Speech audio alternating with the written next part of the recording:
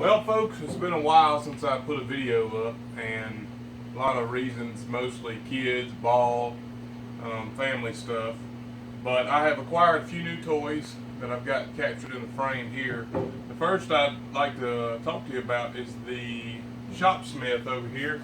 This has been in my family since around the late 60s, early 70s. My grandfather bought two of them, and he didn't use this one very much at all. He left a disc sander on it. I think he used a disc sander on the front, and he had a drum sander on the back. So that was his main use for it. So it's in really good condition. It's been kept shut up in his shop indoors.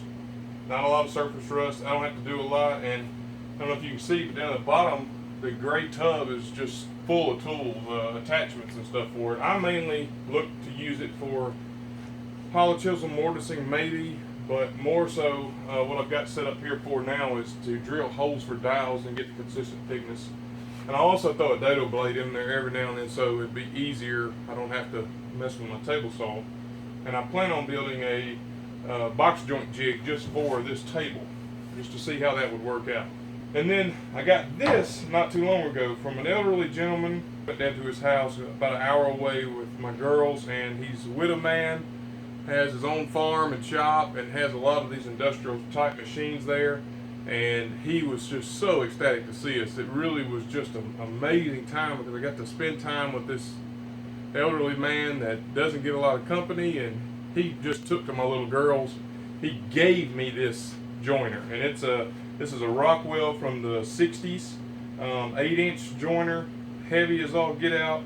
I ran it one time and I didn't have my blade guard, and I said, you know what, I had to build these, I had to take a wrench and work it down so I could get in the crack to tighten up the blades, and I said, I'm not doing this.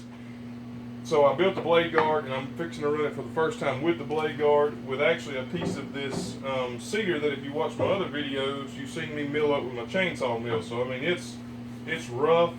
I'm going to give it a few passes on here, and we'll see how it works.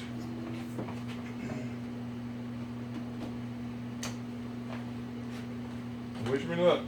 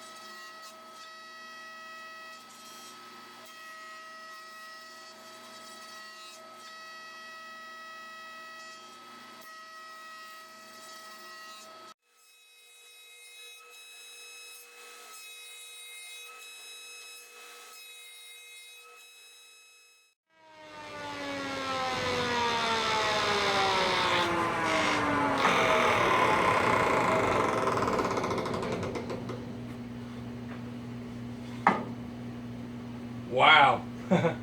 Super pleased. That is a pile of cedar dust. It smells like a hamster cage in here right now. Look at that. I mean, just as smooth as you please. Not square. The sides are square, but this side's a little thicker than this side, but that's what a thickness pointer is for. I'll feed it through the thickness pointer. Now that I know this side is dead flat, that pointer will eat away at the high side on this piece until it is completely coplanar with this bottom piece. So I've already got one of those, and I'll go ahead and shake this thing up and have a nice piece of I think this is western red cedar to play with. I highly recommend having a joiner. It helps whenever you're getting to do fine work to make sure that you're working with square stock. Joiner and a thickness planer are kind of the 1-2 combo of fine woodworking. It helps you get your stuff square here on the joiner. These tables are extremely important, and the thickness planer helps to make sure all your wood is at the same thickness throughout. I had a good fun time putting this thing back into its proper shape, and using it is a blast. If there's any questions you guys have, leave them down in the comments below about the Shopsmith or the 8-inch joiner. I'd be happy to hear from you and be glad to answer any of your comments. Thanks for watching.